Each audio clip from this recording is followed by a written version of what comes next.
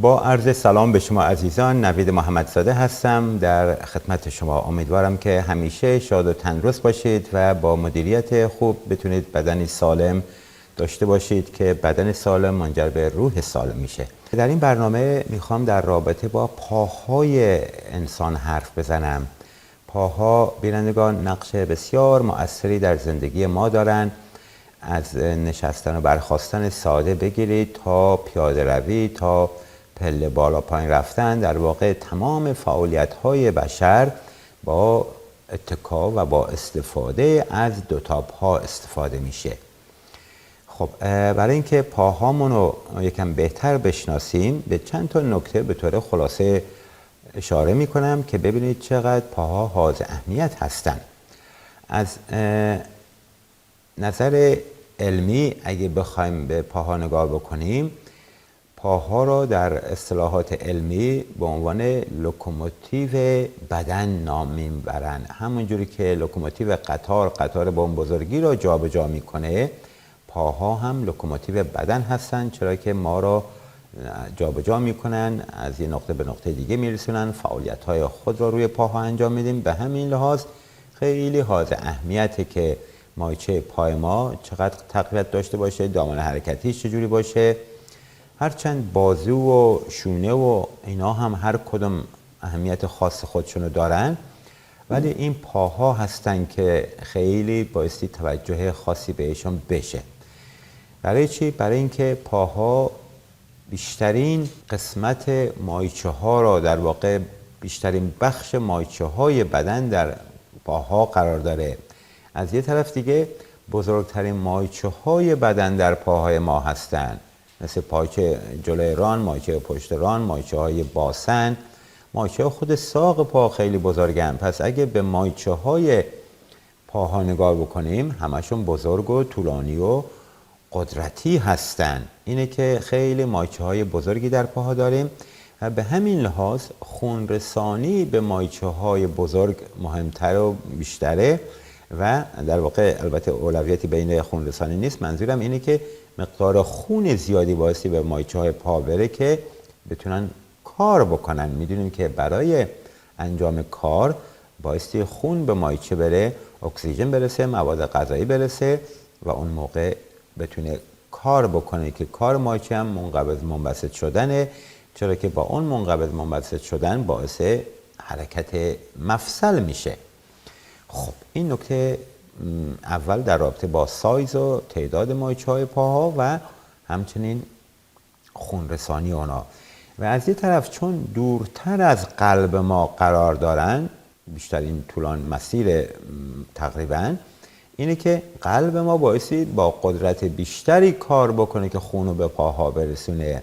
به همون خاطر فعالیت های پا باعث فعالیت گردش خون میشه در بدن و برعکسش هم عدم فعالیت پاها یعنی کاهش قدرت قلب.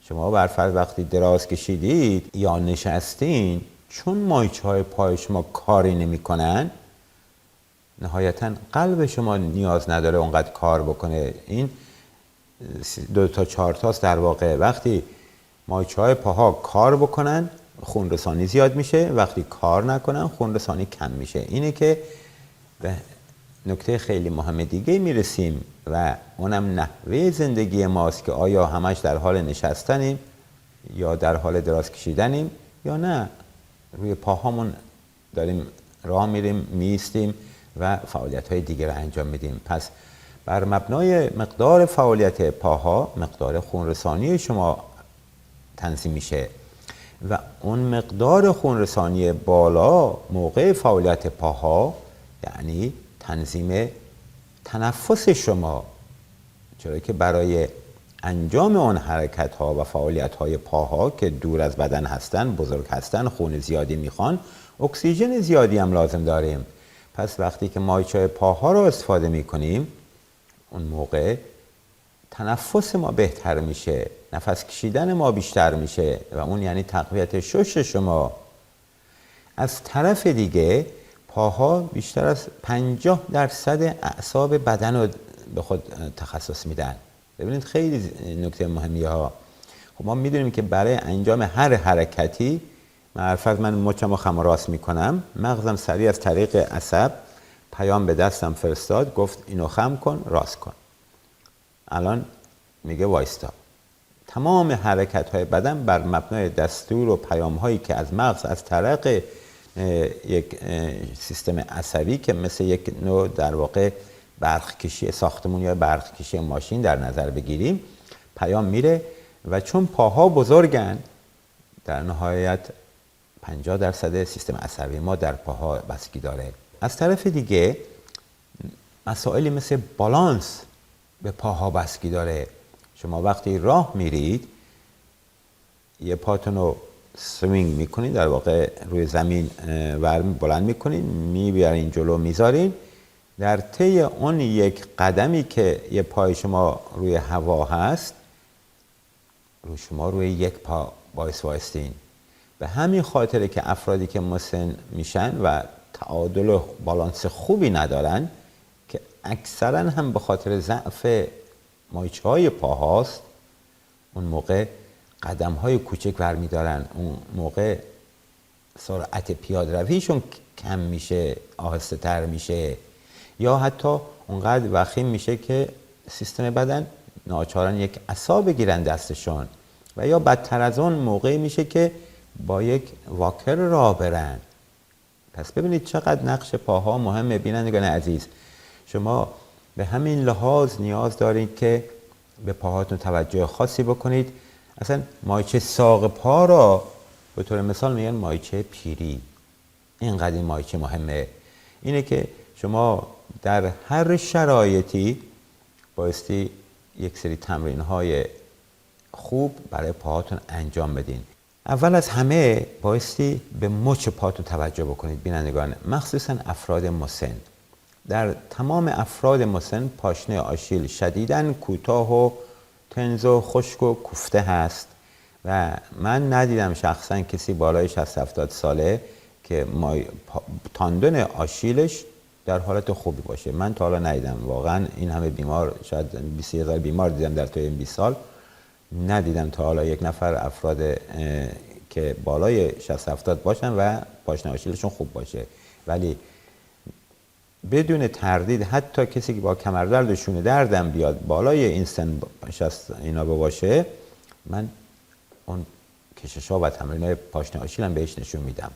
اگه زانوش خوب حرکت نکنه بهش نشون میدم. اینه که این فیزیوتراپیست بایستی به کل بدن یک بیمار توجه بکنه و هر ایرادی هر جای پیدا بود یا پیدا کرد به اون توجه خاصی بکنه که برای فعالیت‌های روزانه شما اون پاشنه آشیل رو لازم دارید. برای فعالیت‌های روزانه شما اون دامنه حرکتی مچ پاتون رو لازم دارید. حالا در قسمت تمرین‌ها نشون میدم. افرادی که پاشنه آشیلشون کوتاه میشه، دامنه حرکتی مچ از دست میدن و نهایتا نمیتونن خوب راه برن. به همون خاطر به نکاتی که نشون میدم پاشنه‌تون رو زمین بذارید که اونجوری عادت بکنه مغز شما. دوباره دیدین افراد مسن وقتی راه میرن مچ پاشون خوب خم نمیشه، اینجوری یه جورایی بدون دامنه حرکت در مچ پا و زانو راه میرن و این تکنیکایی که نشون میدم انجام بدین اون خیلی کمک میکنه. از طرف دیگه زانوی ما، ببینید بینندگان، برای زانو من 10-15 تا برنامه داشتم فکر کنم و متاسفانه اکثر مردم در کشور ما تقریبا زانو درد دارن. شما برای اینکه بتونید از پاهات به خوبی استفاده بکنید به یک زانوی خوب لازم دارید. اگه انقدر وخیم شده که آرتروز شدید داره دیگه با هیچ روشی خوب نمیشه، بدون تردید برین جراحی زانو بکنید که مفصل مصنوعی براتون بذارن. قسمت بعدی قسمت باسن هست. باسن بینندگان یکی از مهمترین مایچه های بدن ماست. تمام وزن بدن روی باسن هاست. تمام حرکت های پاها یا توسط مایچه های باسن شروع میشه یا نقش دارن توش. اینه که برای مراقبت از پاها و داشتن پاهای سالم و خوب شما بایستی به مایچه باسن توجه بکنید. علاوه بر آن دامنه حرکتی در ران شما که توسط مایچه باسن حرکت داده میشه خیلی حائز اهمیته. اینه که در کنار اون 4 تا تمرینم برای دامنه حرکتی ران شما و باسن شما نشون میدم در ادامه برنامه. و در آخرم این نکته رو اشاره بکنم که برای هر کدوم از این قسمت ها، از انگشتان پا بگیرید تا کف پا، تا مچ پا، تا پاشنه آشیل، تا زانو، تا ران، تا کمر و لگن و همه بدن، ما برنامه‌های خاص خودش رو داریم. اگه در یکی از اینا میبینید دامن حرکتی کافی نیست، یا موقع حرکت درد داره، یا مایچه هاتون کوتاهن، حتما به این برنامه‌های ما مراجعه بکنید تا نتیجه خیلی بهتری بگیرید. این چند تا تمرین که اینجا نشون میدم برای کلیت پاهاست، ولی اگه مشکلی در یکی از این جاهایی که در پاها گفتم دارید، به برنامه مربوطه مراجعه بکنید تا نتیجه خیلی بهتری بگیرید. نکته بعدی طول مایچه هاست در پاها. بینندگان، چون مایچه های طولانی و بزرگ و قوی در پاها داریم، معمولاً مایچه های خم کننده یا فلکسور کوتاه میشن. شما با 2 تا تکنیک خیلی ساده برفرض روی زمین میشینید یا روی تختتون، فرق نمیکنه، چون نه میافتین نه مشکلی براتون پیش میاره، و زانوتون رو صاف میکنید. اون موقع دستاتون رو همجوری که در این عکس میبرید به مچ پاتون میرسونید. نگران نباشید در اولش کمه تا زانو میره دستاتون، همونو ادامه بدین. هر روز 3-4 دفعه تکرار بکنید و تا یه مدت 10 ثانیه 20 ثانیه 30 ثانیه نگه دارین و در طی 1-2 هفته میبینین که چقدر بهتر شد. مایچه این قابلیت رو داره که طولش زیاد بشه. و نکته آخری هم که در اینجا قبل از نشون دادن تمرین براتون بگم، پیاده‌روی دوستان. پیاده‌روی را در اولویت روزانه‌تون قرار بدین. همونجوری که در خیلی از برنامه‌ها به اون اشاره کردیم، برای داشتن پاهای سالم باعث پیاده‌روی کرد، برای داشتن پاهای قوی باعث پیاده‌روی کرد، برای حفظ دامن حرکتی پاهاتون باعث قوی کرد، برای افزایش گردش خون پاهاتون باعث پیاده‌روی کرد، برای داشتن بالانس خوب در پاها باعث پیاده‌روی کرد، برای داشتن سیستم عصبی خوب در پاها باعث پیاده‌روی کرد، برای سلامتیتون باعث پیاده‌روی بکنید، برای گردش خون، برای دیابت، برای فشار خون، برای قلب، برای بیماری‌های نورولوژی. 1-2 تا نیست بینندگان. پیاده‌روی نکنید یعنی شما خودتون رو به تخت و بیمارستان میبرید. هیچ تردیدی در این نداشته باشید. اینه که پیاده‌روی رو فراموش نکنید. 5 دقیقه، 10 دقیقه، 20 دقیقه هر دفعه که میرید یه چند دقیقه بهش اضافه بکنید. در حد توانتون پیاده‌روی بکنید. حتی با بدترین دردم شما میتونید 1 عصا بگیرید دستتون پیاده‌روی بکنید. اگه میخواین سالم و تندرست باشید، اگه میخواین با عزیزانتون روزهای خوبی رو داشته باشین، پیاده‌روی بکنید. اینه که امیدوارم با این توصیه ها بتونید از پاهاتون مراقبت بکنید. و اگه پیاده‌روی شرایطش فراهم نیست، همونی که یک سوالی در یکی از برنامه‌های دیگه بینندگان پرسیده بودن، دوچرخه ثابت بگیرید، دوچرخه بکنید خونه. اگر روی دوچرخه نمیتونید خودتون نگه دارید، از این پدال‌های کوچک بگیرید، جلوی صندلیتون بذارید، پاهاتون رو روی پدال بذارید، دوچرخه بزنید با پاها. اگه نمیتونید همینجوری مچتون رو پاهاتون رو خم و راست بکنید. هم در اینجا اضافه بکنم که ببینید دوستان، وقتی پاها ضعیف شدن، با یه افتادن ساده سریع شکستگی پیدا میکنه. برای استئوپروسس یا پوکی استخوان پیاده‌روی و تمرینات پاها انقدر مهمه که یک برنامه برای اون داشتیم. از طرف دیگه وقتی که شکستگی داشتین، شانس اینی که از بیمارستان برگردین میدونید چقدر کمه. در واقع یک شکستگی، یک اتفاق ساده به خاطر ضعف مایچه‌های پاها و یا عدم دامن حرکتی در مچ پا و زانو و ران میتونه شما رو به مسائل بزرگی دچار بکنه که امیدوارم این مسائل جدی بگیرید و با ورزش و تمرینایی که نشون میدیم بتونید از پاهاتون به خوبی استفاده بکنید. پس همجوری اشاره کردم، برای داشتن پاهای خوب یکی به دامن حرکتی خوب لازم داریم، یکی به فلکسیبیلیتی یا خاصیت منقبض منبسط شدن بافت‌ها، یکی به بالانس، یکی به کوردینیشن، که اینجا چند تا تمرین خیلی خوب برای شما عزیزان نشون میدم که اینها رو بعضیاشو قبل از پیاده‌روی انجام بدین و بعضیاشو بعد از پیاده‌روی و بعضی دیگه هم روز در میان یا هر روز میتونید در خونه بدون هیچ مشکلی انجام بدین. فراموش نکنید که پاها مهمترین قسمت بدنمون هستن. خب یکی اول در حالت نشسته یا سر پا میتونید دستتون رو بگیرین به یک جایی، این حرکت رو انجام بدین. این حرکت رو انجام بدین. ببینید الان این بیا بالا، این دامن حرکتی کافیه. اگه مال افراد مسن نگاه کنیم معمولا بیشتر از این نمیاد. افراد مسن متاسفانه چون اینو خوب انجام نمیدن این خوش میشه و دامن حرکتی از دست میده. یکی بعدی میچرخونید این مچ پاتون رو 30 دفعه هر کدوم از اینا رو انجام بدین و حتی نشستین پشت میزتون تلویزیون همین برنامه رو نگاه میکنید شروع کنید این تمرین رو انجام بدین نتیجهش رو خواهید دید. و برعکس the other way around please. خب یا در حالت نشسته ببینید میشینید و انجام میدید و همه حال حتی در حالت درازکش هم میشه انجام داد اینا رو. خب همینجا که نشستیم یکی بعدی روی صندلی بشین پلیز میشینید و این زانوتون رو خم میکنید راست میکنید. آفرین. 2 تا 15 تا این انجام بدیم برای زانوتون اینقدر فایده ها داره که دوستان باورتون نخواهد شد.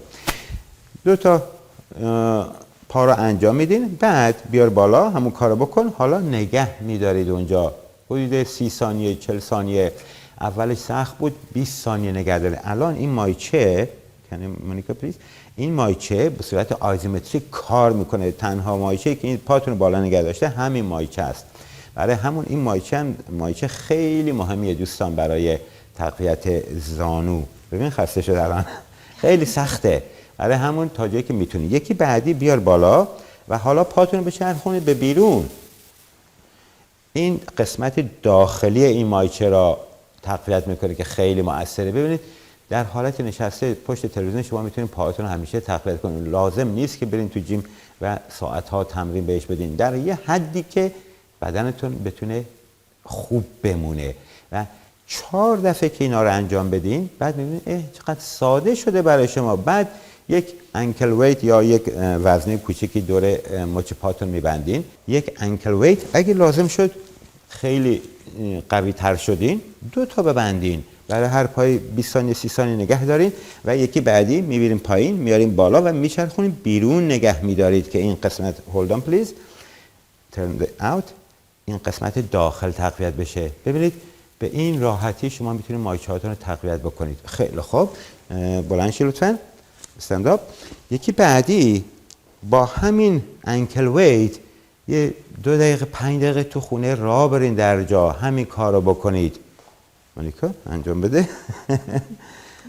اوکی منتها به 2 تا پا ببندین که تأثیرات خیلی عالی داره.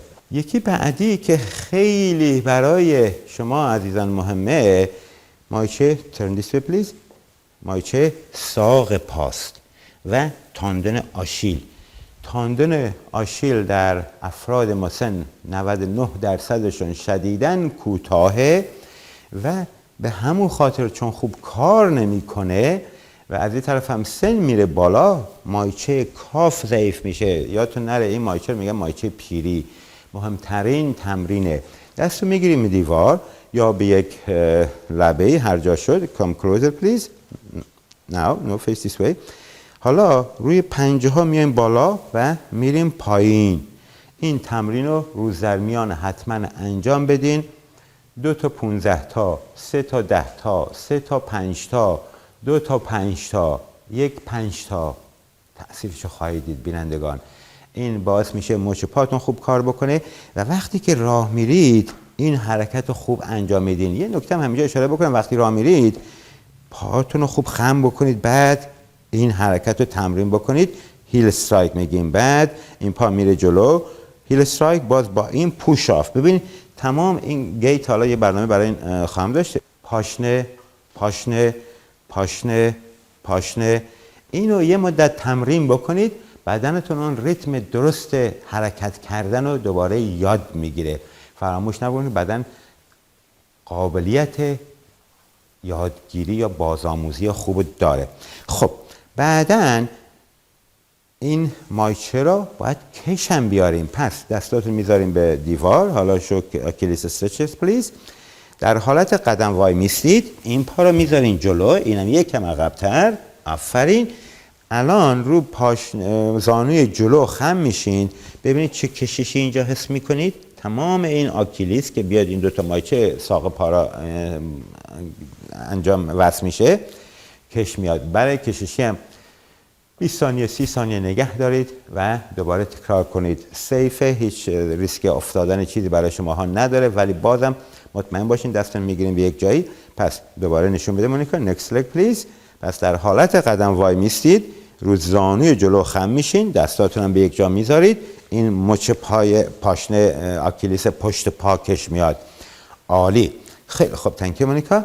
یکی بعدی نشستن و برخاستن و از روی صندلی که شما در طی روز انجام میدین، ولی چون یک دفعه است کافی نیست.